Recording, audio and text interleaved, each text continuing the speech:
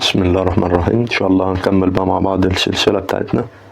هناخد النهاردة اول جزء معانا هو الاعداد العشرية والكسور العشرية. بص يا معلم، احنا عندنا الكسر كنا بنقول ان هو عبارة عن ايه؟ باختصار كده كنا بنقول هو جزء من كل، صح؟ يعني لو عندي نموذج كده، ده الكل، نموذج كامل متقطع على اجزاء، ظللت او خدت انا الجزء ده، فانا عايز اكتب كسر بيعبر عن الكلام ده. انا خدت جزء اهو منين؟ من كل.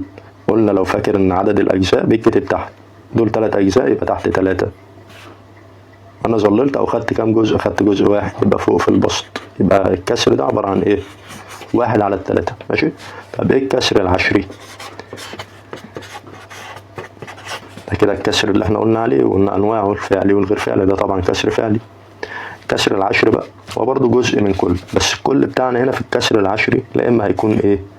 هيكون عبارة عن 10 اجزاء، لا اما هيكون 100 جزء، لا اما ايه؟ لا اما 1000 جزء. ماشي. ده اللي يهمنا ان انت تعرفه، ان الاجزاء بتاعتنا عبارة عن ايه؟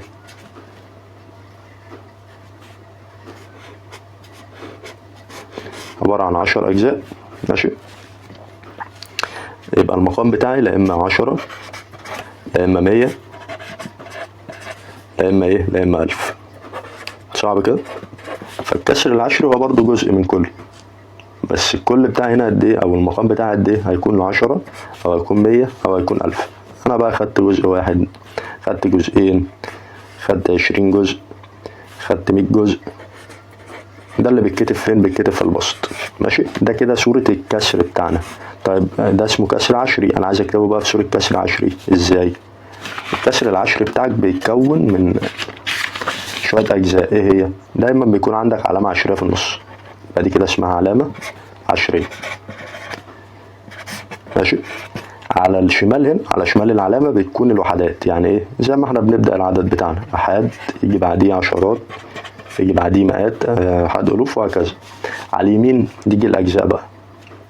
اول رقم دايما على يمين العلامة بيكون هو الجزء من ايه؟ الجزء من 10. تاني رقم على يمين العلامة بيكون الجزء من 100. تالت رقم على يمين العلامة بيكون الجزء من ايه؟ الجزء من 1000. حلو. الكلام ده يهمني طبعا تكون عارفه كويس، عشان تعرف ايه بعد كده تقرأ الاعداد العشرية او الكسور العشرية، وتبدأ ايه؟ تعرف العمليات عليها زي الجمع والطرح والضرب والقسم. طب احنا طولنا في المقدمة شوية، نخش بقى على ايه؟ على الشغل بتاعنا.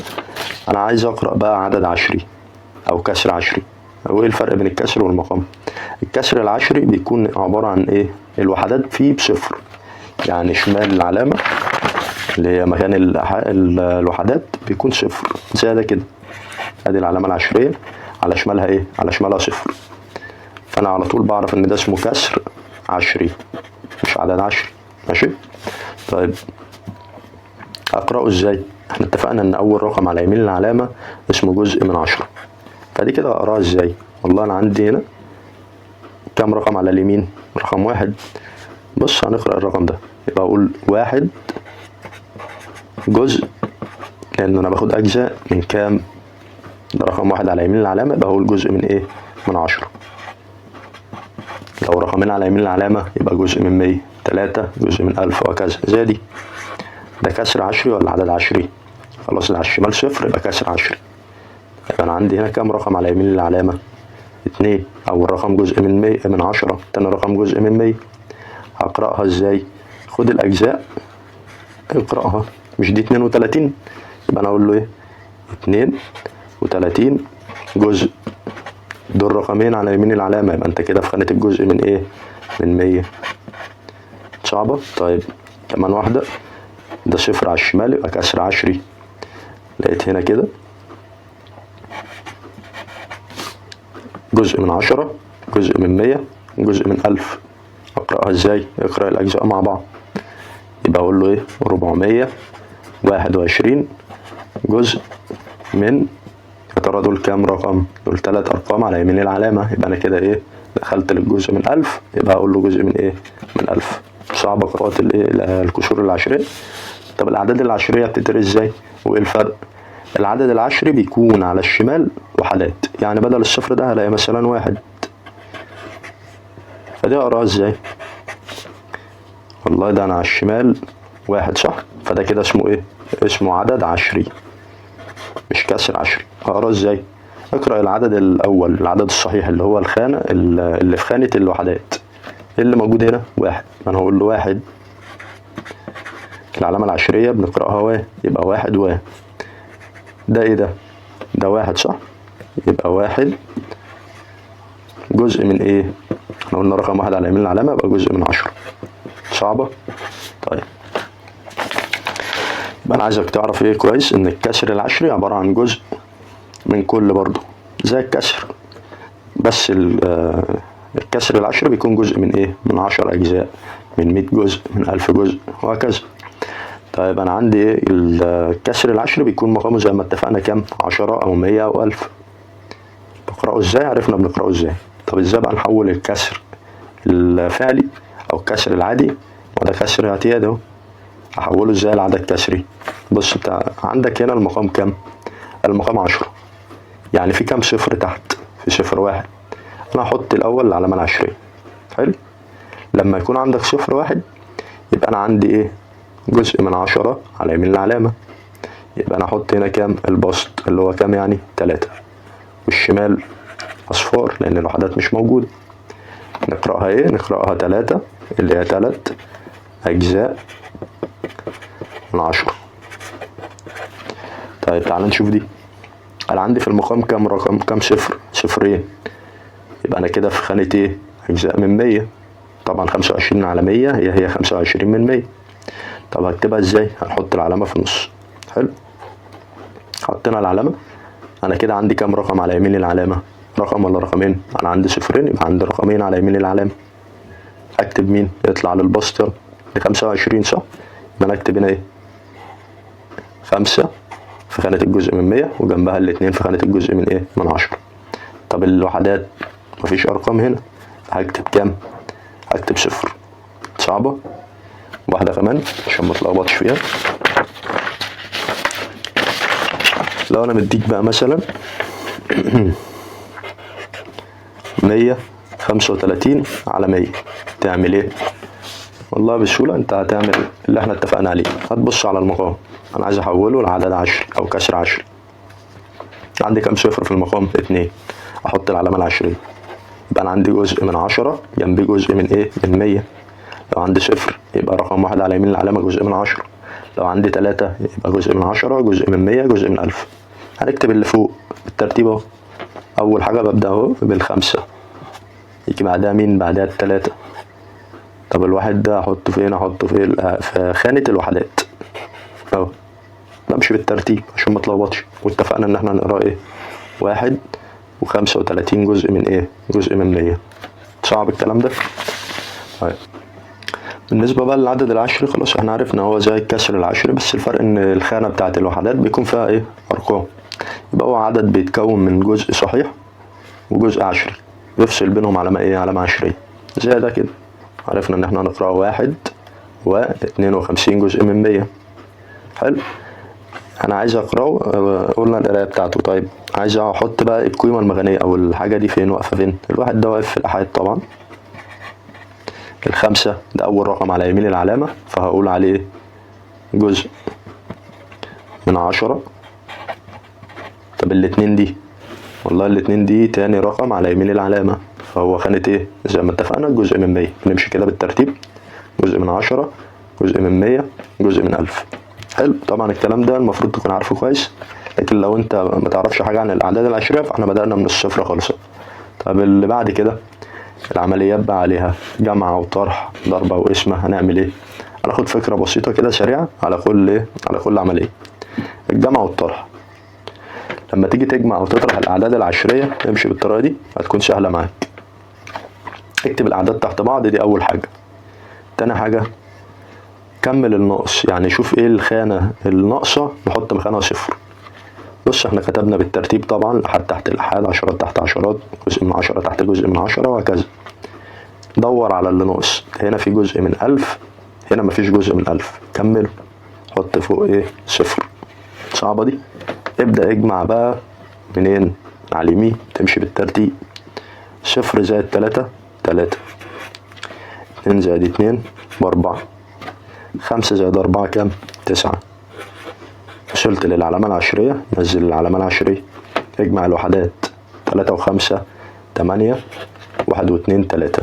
لما اجي اقراها هل ده عدد عشري ولا كسر عشري؟ اتفقنا انه عدد عشري.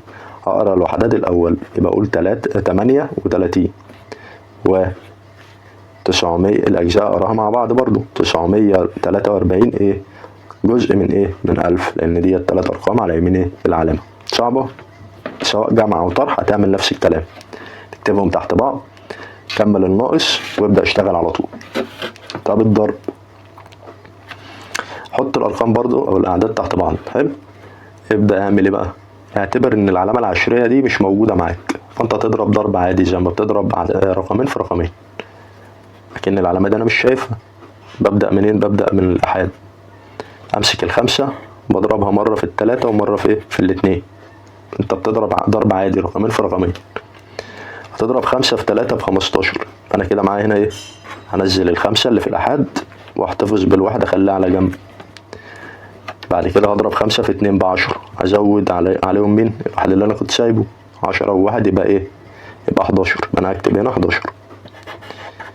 بعد ما كنا بنضرب اول رقم بنحط زائد وصفر، دي انت المفروض عارفها، لو مش عارفها دينا ايه بنقولها تاني. بعد ما خلصت الرقم الاولاني هنقل على الرقم اللي على الدور. الواحد هضربه برضو مرة في الاول ومرة في التاني. 1 في 3 ب3، 1 في 2 ب2. ضربت، اجمع يلا.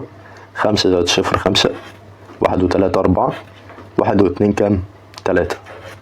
طب احنا كده طلعنا عدد عبارة عن 345. طب ازاي هضرب 2.3 في 1.5 هيطلع لي كده؟ ايه اللي غلط او ايه اللي ناقص؟ اوعى بقى تنسى الحتة دي، العلامات. احنا قلنا في الاول هتضرب اكن العلامة العشرية مش موجودة. بعد كده في الاخر خالص يجي بقى دور ايه؟ ان انت تحط العلامة العشرية. طب هتحطها ازاي؟ انت بتمشي دايما وانت بتحط العلامة من الشمال، من اليمين للشمال اهو، بتمشي كده. هتعمل ايه بقى؟ هتبص على العلامة العشرية اللي فوق، هي بعد كام رقم؟ بعد رقم 1. والعلامة التانية بعد كام رقم؟ بعد رقم 1. اجمع الايه؟ المسافات. يعني انا هنا عندي كده ايه؟